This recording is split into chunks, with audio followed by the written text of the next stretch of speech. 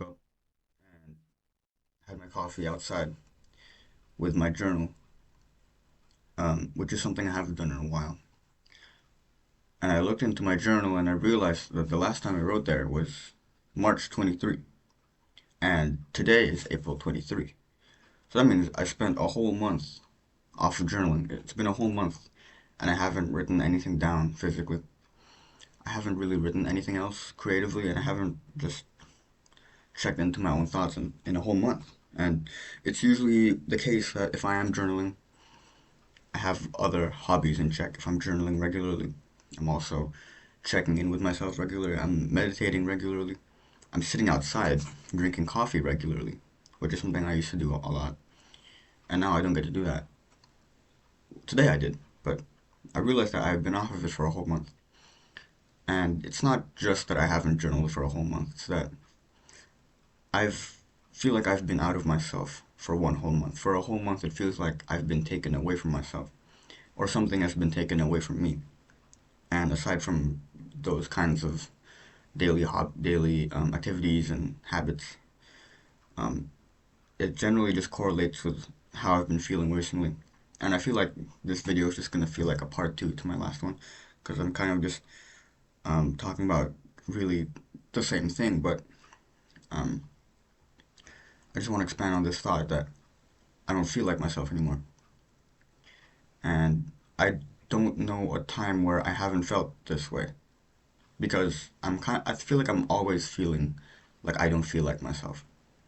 And I think it's a reflection of how I view the past, and how the past kind of, if you define yourself to your past, you define yourself with how you were even just a few months ago.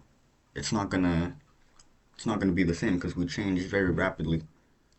I think in um, very small, unnoticeable increments that you don't even realize it, but you've changed in the past few months, and you're not the same person at all.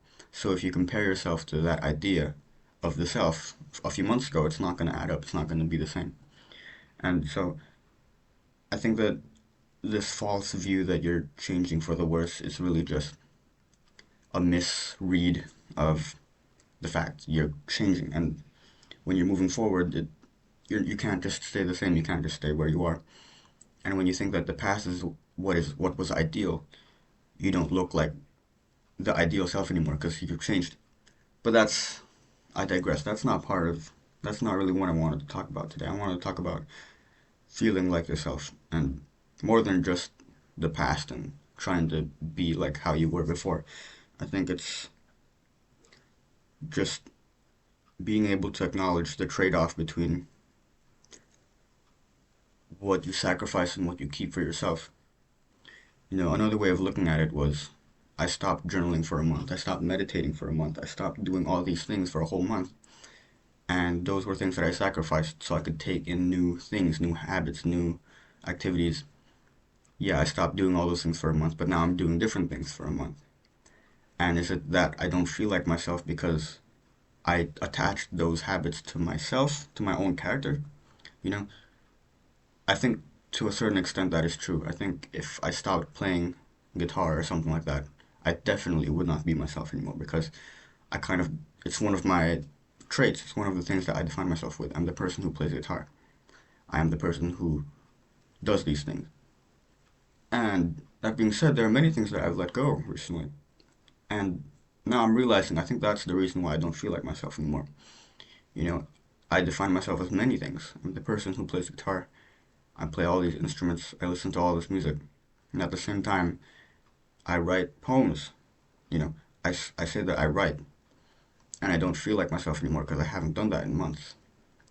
And so the piece of me that I feel like was taken away from me, or the piece of me that feels gone, the reason why I feel incomplete is because I was attaching my own self to these different things all at once that I couldn't really handle.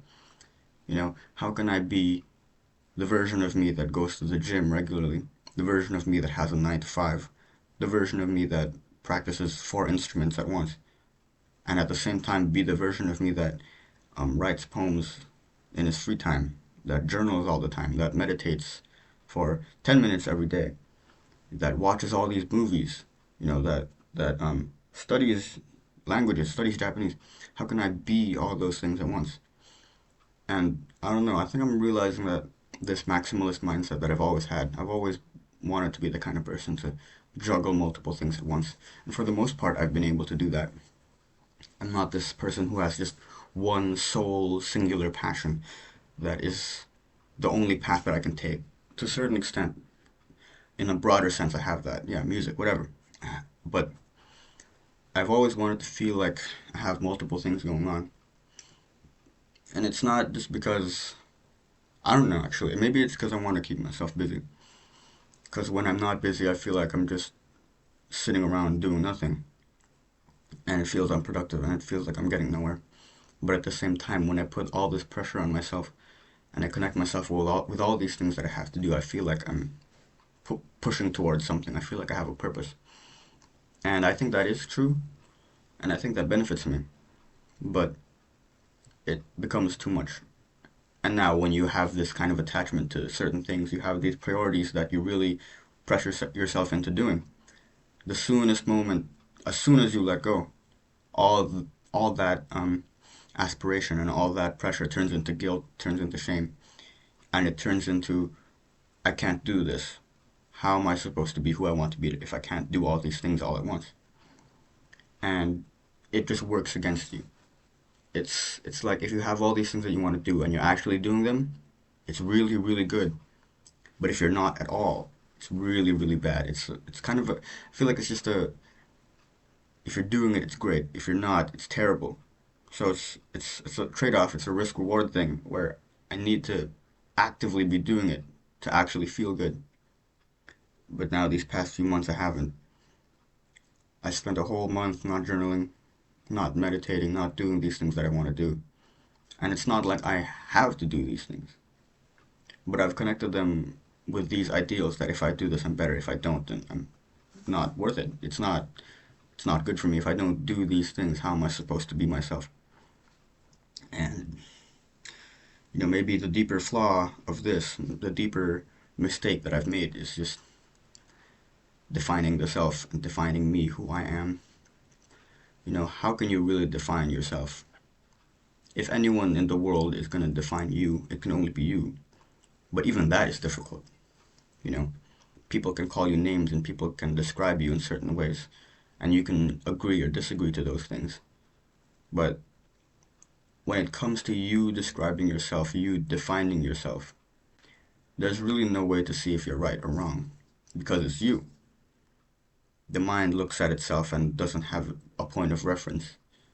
The mind tries to imagine what itself would be, and it's just weird. It doesn't, comparing yourself to others isn't even accurate anymore.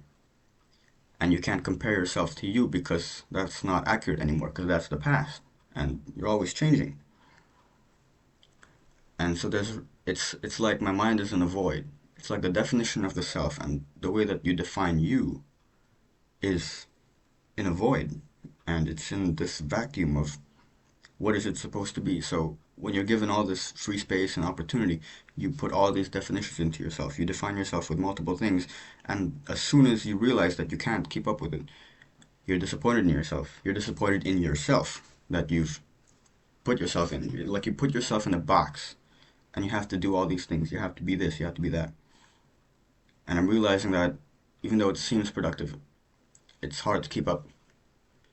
And the moment that you slip, it just falls apart, and you realize I need to start from the beginning. What was all this? Why did I want to do this? I want to build myself up. And maybe that's the bigger theme of life. Maybe the bigger challenge of life is building yourself up only to break it down, only to fall apart, only to build it up again. I don't know. You know, does it mean that if I'm missing out on these things and if I'm not doing these things and things are changing and I'm remolding this life around me, does it mean that I'm just changing? Does it mean that this changes for the better? I don't think there's such a thing as changing for the worse. Broadly speaking, I think all change is kind of deserved and just with the way that the universe works and how, my beliefs upon the universe and how the universe will give you things and will change things for you when you don't know. I think that maybe it's a good thing that I'm not doing these things. Maybe it's a good thing that I'm rethinking everything. and that I should just reevaluate what my life is. But at the same time, I don't want to let go because I'm this person that wants to stay very consistent. And I've talked about this before in my I want to be everything YouTube video, and that's true. I actually do want to be everything, and it's a selfish, greedy thing. It's an impossible thing, but I want that. And there's nothing wrong with wanting outrageous things. There's nothing wrong with dreaming big. What's wrong is that you can't do it, and you realize that you can't do it, and it sucks, and you don't know what to do. Was it my fault for wanting too much, or was it my fault for not being able to commit to it? That's kind of the dilemma. And is it my fault for not being able to be myself, or is it my fault for not knowing what myself actually is? You know? But I think that's what this video is. I could probably talk about this for a longer time, but I wouldn't really get anywhere. I don't think I got anywhere in this video at all. I think I'm just talking about myself. But I think this is just really what's been going on recently with myself. And I feel like I want to feel like myself again. I want to, and I think that's also interesting the way I titled it. I didn't say I want to be a different person. I want to remodel myself. I want myself to change. I want to be myself again. And I think that's flawed, first of all, because myself, or the idea of you as one static, unchanging thing, isn't right. You're changing it constantly, and you're always molding yourself into something else. You're always changing towards something. And to say that I want to be me, as if me is something that doesn't change, is kind of wrong, because that would mean to just stick to your old ways, to not progress whatsoever, to not develop yourself. So maybe it's a problem in the way that I'm thinking. And I think that's all it is. But I want to do the things that I love again. Maybe that's the core of it. I have more time to myself now in the next few months, and I want to make that meaningful for me, or for who I think me is. Whatever, it's really weird stuff to talk about, but this video is long enough, and I think that's the feeling for today. It was raining earlier, but not anymore. So I'm gonna go out, go to the gym, do things, and hopefully be myself. And yeah, I'm gonna see you soon. Goodbye.